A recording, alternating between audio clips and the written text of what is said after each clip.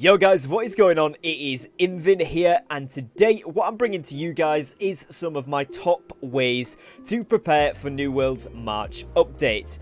Now, looking at the date of today's publish, if you're watching the day it goes live, or just a few days afterwards, you can see we are cutting it very close to the end of March, meaning that this update is just around the corner. So the aim of today's videos is going to be some of my top ways and essential things that you can do to prepare yourself for this update. Now, you don't need to do all of these, you can pick and choose which ones are your favourite, and as always, there will be timestamps linked in the description and in the comment section of today's video should you want to skip to certain parts. But of course, I do appreciate those who watch all the way through as well. And we're going to go over some of the best ways you can make a bit of gold. You can get yourself nice and prepared for the update in terms of upcoming features that are brand new and things you want to keep an eye out for, particularly in the coming days just before and just after the update, for drops that are going to be really good for you to keep a hold of. Now, before we fully jump into today's video, if you do go on to enjoy this video, then please do consider dropping a subscribe and a like down below, as both of those things massively help to support me and my content here on YouTube. And without further ado, let's jump into this. So the first thing we're going to be looking at here is Blunderbuss building materials. Now, this one sounds fairly self-explanatory in terms of it's going to be the things you need to build the Blunderbuss. It's going to be very similar to the musket. You're going to build it with Asmodium, you're going to build it with glittering ebony, and you're going to need a little bit of runic leather there if you are wanting to get those 595 to 600 crafts. Of course, you'll need all your trophies and max engineering. But this is twofold, and I'm aware not everybody is going to be at that stage, but you still want to be getting these materials, whether you're somebody who watches the market and knows the prices so you can buy them cheap, or indeed you just do your daily crafts like you can see here. I've only done 1 day's worth where I haven't actually used them in crafting, but I'm holding on to them for the next few days until this update goes live, for the exact intention of these are probably going to sell like hotcakes when this update goes live, because lots of players are going to be rolling, or trying to roll I should say, for the best in slot Blunderbuss, or at least a very good one, which is going to mean all of these daily cooldowns that people are limited to. If you've got a few in your back pocket that you don't mind selling, you're going to make a good bit of gold from. And alternatively, if you are somebody that can craft them, you can have a good go at rolling some of these for yourself. And again, if you create a best in slot one, obviously that is going to be crazy cash. But also, if you're just able to create something that is really good value in terms of it's got some really good perks on, then that is also going to sell for a good amount, or indeed you could use it. So certainly keep hold of some of those. Now, following in from this, you do want to have a look at the craft mods. If you have access to the PTR, have a little look on there, see what some of them are going to be. But once this drops, you can go into any engineering station regardless of your engineering level, click onto a Blunderbuss and click on the perks and see what these are, and particularly what the items are for giving you them. I would look into the item ability specific perks, so things that are going to improve the abilities of the item, because the likelihood is that those are going to be pretty expensive and they're not going to be in massive amounts once this first goes live. So if you do get your hands on one, you can probably make a very good profit, or indeed be one of the first people to guarantee yourself a good item with that perk on, should you want to run it. Now, following on from this, we're looking at grinding to get your smelting set, or indeed buying it. You can buy it on the trading post, but of course these generally, as you can see, 40,000 for the hat. These are pretty expensive. Now, the other way that you can get these other than buying them from another player is actually through your trade skill aptitude caches. So if you go into your trade skills, you'll be able to see over here my smelting is +2, and as soon as I get this up to the 3rd tier 1 again, I would have a chance at getting a piece of this smelting equipment. And of course you'd need to do this a few times and get lucky quite a few times to be able to do this pretty early doors. But if you are going to be doing some smelting, particularly just doing your daily crafts, this will get you up a steady amount. You will need to do some extra if you really wanted to grind this. You'll need to get a lot of Asmodium smelted down and stuff like that to really get your level up. But it is something that's worth doing because, again, feeding back into the first point, the more of these daily craft materials you have, the more in demand they're going to be once this update goes live. So you being able to sell them or craft them yourself is going to be super beneficial, either for gold or for making yourself some of the brand new Blunderbusses which you might want to use. Now, kind of as a side note to that then, of course, the leatherworking set is also going to be really good, and of course the woodcutting one too, so that you can get additional materials in both of those fields when you are using them as well, because those are both going to feed into the Blunderbuss.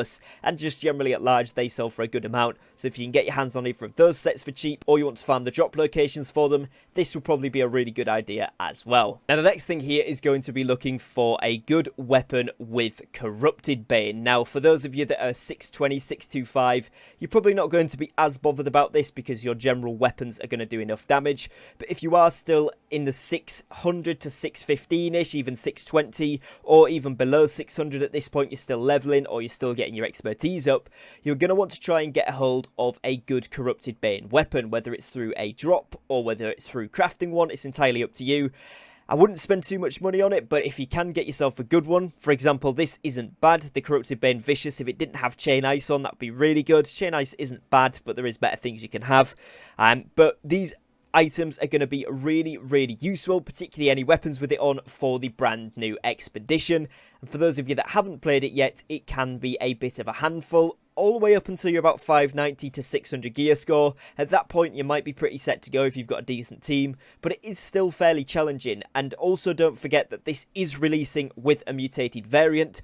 Obviously, that might not be available week 1. We don't know what that's going to be yet, but it is going to be in the game. So obviously having a Corrupted Bane weapon that you start to level up, especially if you've got something 625 already that's not Corrupted Bane. So for those of you that are sort of endgame, or those of you that are still leveling, either way, having a Corrupted Bane weapon that's decent and that's leveled up could be very beneficial. Obviously, you've got the regular new expedition, you've got the mutated variant of it, and then of course we've already got Dynasty Shipyard, which is a mutated variant. You've got your invasions, and of course you've got the corrupted portals as well. So overall, there's plenty of stuff to do with corruption, and having a Corrupted Bane good weapon would never go amiss there. So if you do get a good job, or you find a cheap priced weapon on the trading post like some of them are on here, then do be sure to pick one up before this update, as I do think, again, the prices will probably rise, so if you want to get your hands on it, now is a good time. Now, in the same vein as the point before, we want to look at corrupted coatings. Obviously, I've got to take my Bane perk off here to see these, but these are, as you can see, fairly expensive. Let's just filter them by the lowest price we've got, and yeah, 44.50.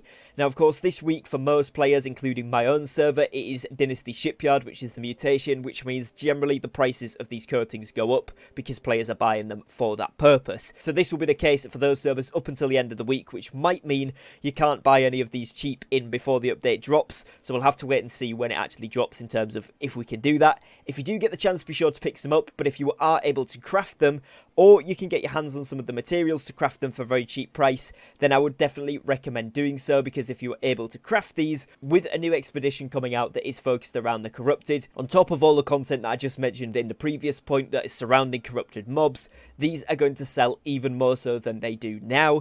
And of course, you'll be able to get yourself a good amount of gold, or you're going to want to use them to be able to complete the new expedition or whatever else you're doing with corrupted mobs as well. So it's never a bad thing to have in your inventory. Again, keep a few of them if you can get hold of them or make them, and that should set you up nicely for whenever this update does drop. Now, the next thing is here, if you are trying to sell slots for the expeditions, whether it's a mutation like I'm showing on screen here, or whether it's a regular expedition, if you are wanting to get the standard going rate on your server, whatever that price is, I would assume it's different for most servers by now, but whatever that server going rate is for you, if you're wanting to get that full price, I would try and sell the slots and do those keys before this update comes out. The reason being, the first 3 faction missions that you do per day, currently we get 10 times the amount of gold listed for each one. Once this update drops, we will also be seeing a 5 times to the amount of faction tokens you get for the first 3 missions per day. Now, obviously, if you are someone who's wanting to grind these out quickly, your best bet by far is going to be the PvP quests, because they do generally give a lot more. However, as you can see, particularly here in Ebonscale Reach, these ones that are related to the current mutated expedition are the ones that I keep picking up, because the chances are I'm going to do these at some point over the day, and therefore will complete them easier. So it's up to you if you want to do the PvP ones for the more tokens, but the point being that these things, so the orbs that you can buy, for example, if we go down here, you can see the Dynasty Tuning Orb, and yes, I'm still leveling my Marauders up, I'm getting there, I'm almost to tier 5, but of course these ones here as well, you can see right now they're actually quite expensive in terms of the faction tokens, so 8,500 per one, and 10,000 per one for the mutated version. Yes, of course you need the gold as well, but a lot of the time people are held back by the tokens. Same with the chisels. Once you're able to get 5 times the amount per day for the first few, that's going to get you an orb and a half to 2 orbs for the first 3 just off doing those. Obviously, if you stack it up for a couple of days, you're going to be able to get access to these pretty quickly.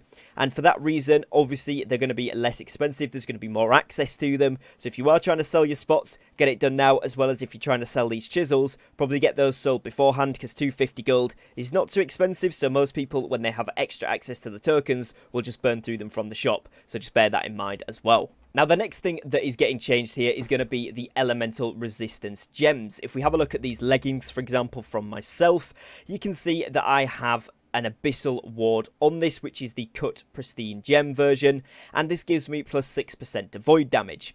Now, the equivalent pristine versions of other gems, for example ruby, currently are sat at a little bit of a lower rate, but they are going to be getting buffed with this update, which means that, for example, with the Hellfire mutation, the ruby gems are going to be just as worthwhile and just as useful as the void ones are right now. So, in other words, if you do get a pristine gem as a drop, or again, you're somebody that watches the market, you know the prices, and you can find when they are going for a cheap price, do get your hands on some of these. Rubies are one of the ones I would recommend because obviously the Hellfire mutation, but of course that will work really well for PvP as well because there's a lot of fire mages out there.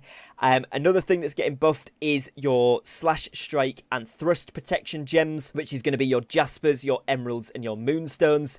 They are getting a buff from 3.75% all the way up to 5% resistance for the respective type of attack. So again, they could actually be pretty viable, especially in PvP, so you might want to keep an eye out for those. And again, if you do get your hands on some of them, I would keep hold of them because they're probably either going to sell for a lot or you might indeed want to use it in your own set as well. Now, the next thing to look out for here is a couple of item perks that are going to be getting buffed with this update. The first one we're looking at here is Bloodletting. This is a ring perk, and if we hover over it here, it's the Animal Claw, which is the item you need for it, and it says bleed that you apply lasts 5 to 14% longer. Of course, being at that max gear score, at the 600 gear score, it's going to be 14% longer. This is getting buffed from that range all the way up to 10 to 30% longer, so this is actually going to make it way more viable, particularly for players using things like the Rapier. This could actually be a really beneficial perk to have on your ring. So again, whether it's worth it over other different perks, for example, leeching, maybe not, but you can kind of weigh up the options there, and actually with the buff, it could be a really, really good thing to get some extra damage out. Obviously, sometimes that does some healing as well, so you can see how it might be outweighing leeching in certain situations or any other good ring perk. So again, 0.01, there's one going for on my server, and then they're up to like 0.4. So grabbing a couple of those preemptively of the update, if they are super cheap, might be a good idea. Even if you think you might use it or you might not, just having a couple there just in case. I would probably get 10 if you can, so you can at least craft an item with it on should you want to.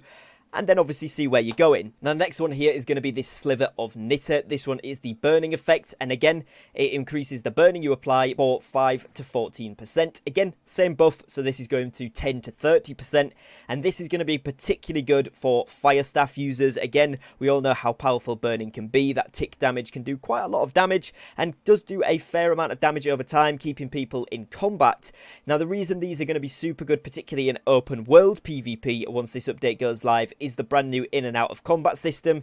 Keeping people ticking with bleeding or burning is going to prevent them from getting the out of combat buff, which will then allow them to regenerate health. So essentially, you're going to keep them in a combat state, which means they can regenerate health less quickly than perhaps yourself or teammates, which again can give you the upper hand in a fight. And this will work in open world mainly, but it could happen in OPR and wars depending on the situation.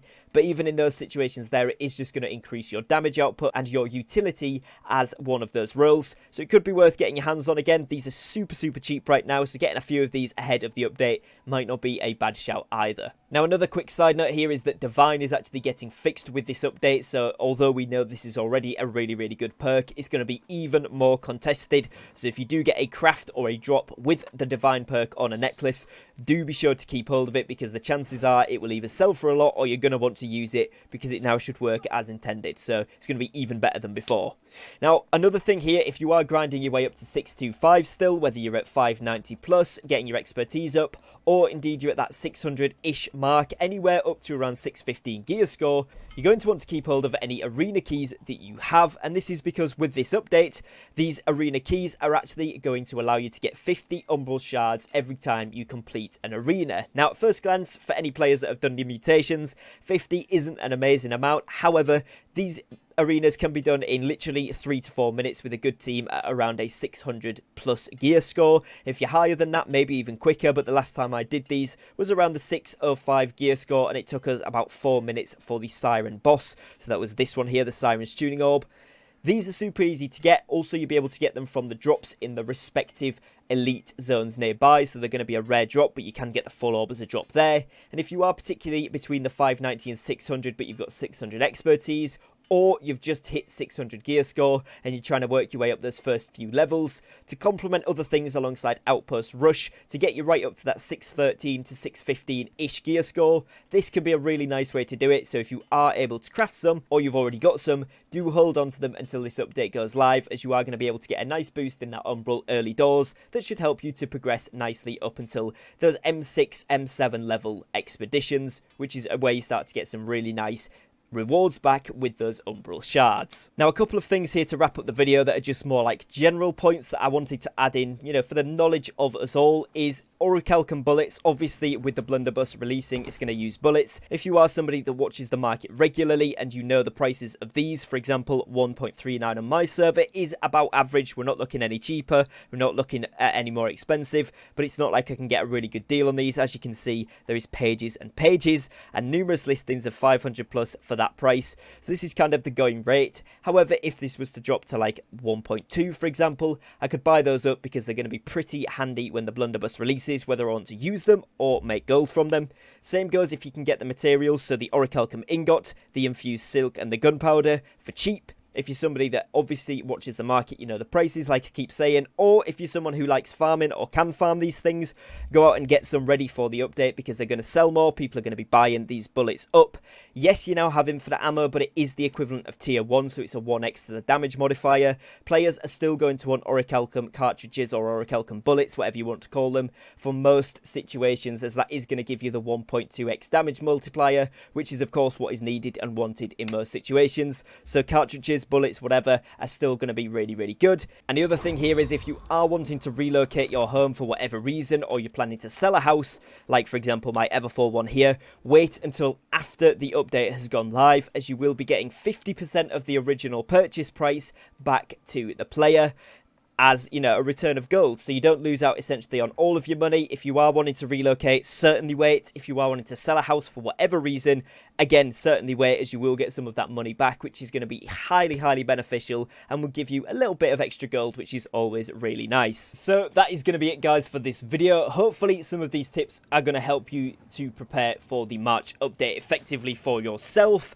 and for any friends and company members you've got as well. Hopefully there's some stuff in here that can help you get ahead of the game, get sorted in whatever aspect you want to do. And like I said, there is the timestamps down below if you do want to skip to certain parts of the video and rewatch those at a later point as well. Other than that, I would like to thank you for watching, thank you for your time, and as always, if you did enjoy the video, don't forget to like and subscribe down below, as it massively helps to support me and my content here on the channel.